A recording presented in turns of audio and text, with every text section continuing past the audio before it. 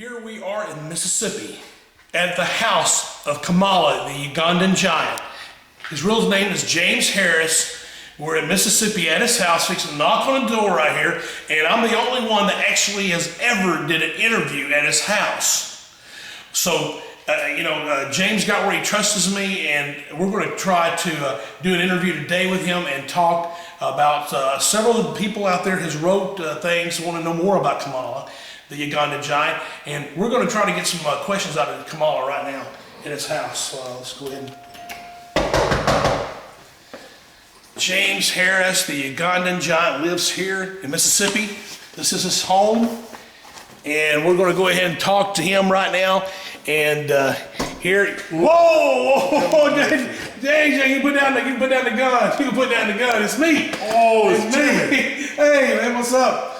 What's up, man? What's going on? Come on in, James. Come on in, cameraman. Oh, hey, how you doing? That's Billy. He's gonna be filming this. Come on in. Come on in. How you doing, James? Oh, good. You got a little place here. It's kind of small here.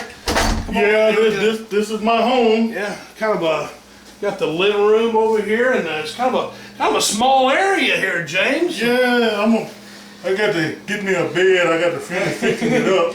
Yeah, have a seat. I'm putting my gun over here. Yeah, go ahead and put your gun over there. James, not saying nothing bad about your house, but being a WWE superstar, I think the house would be a little bigger than you know. Well, it's just the best that I could do. You know, they didn't pay me, so I didn't make a lot of money. I wanted to be a big home, but a big nice home, but at least with 2 bedrooms. Got one. But James, your dogs are right now here in 2010. They're all over Walmart and Target, and right now as we speak, I don't understand where the checks are going to, or who's getting all the money. Yeah, it's sad, but it just I just don't understand it. I get a little check, but nothing. It might equal out to $2 an hour. You are kidding. I get a check every 3 months. Terrible. Yeah, but for years I didn't get anything. Right. Well, do you mind if Billy sits down over here? We're going to ask you a few questions. Some of the fans out there has wrote in and asked. No, make yourself at home. Make yourself at home. All right. Yeah, it's good to see you, Jimmy. Good to see you. Good Last to see time you. I saw you, you was in my house. We doing the interview. Absolutely. You were singing. You did a good job. Hey, you gonna sing for us today? Yeah, I sang. All right. I will sing after the interview. Yeah. James Harris, I have some questions from some of the fans out there that sent in questions, and I have one. How long have you been in the wrestling business? I've been in the business for 32 years. 32 years. That's a long time. And how did you get your name, Kamala, the Ugandan giant? Well, I got the name from Jerry Lawler. Jerry said he had a part in it, but I know he was the promoter at the time, and but I say Jerry Lawler. He gave me the name Kamala, Kimala. But myself, I like to be creative, so I changed it just a little bit to Kamala, Kamala. Right. Yeah, so.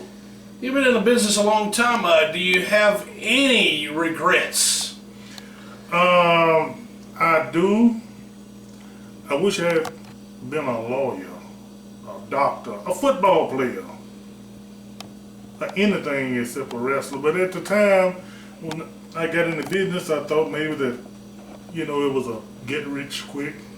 I could make a lot of money and get out of it, but that was not the answer. It looked so easy by watching it on television, and it looked as if I could make easy money, and that was not the case. Right.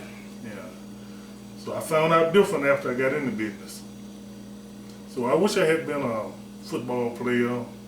It seemed like it probably was more justice. Is more justice in football, basketball, any other sport except wrestling. Right.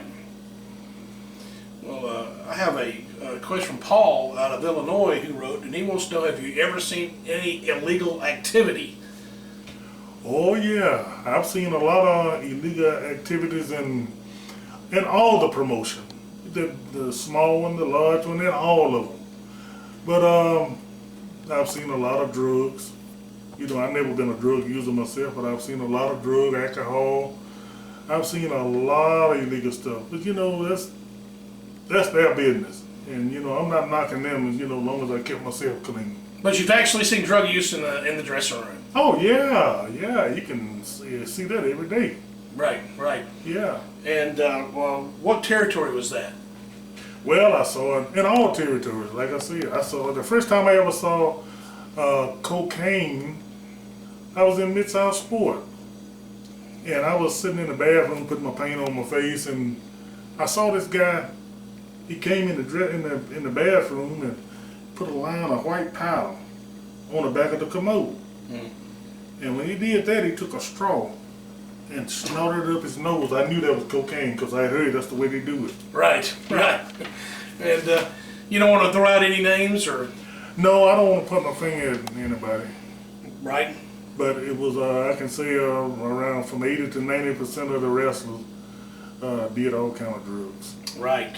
And what about your mother and father? I heard your mother was a big inspiration to you. Yeah, Mama's a big fan.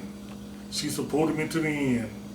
She loved herself some wrestling, and we never did tell her anything about it was a work. We never did tell her because that would have took the fun out of it, and she'd been watching wrestling even before I got into it.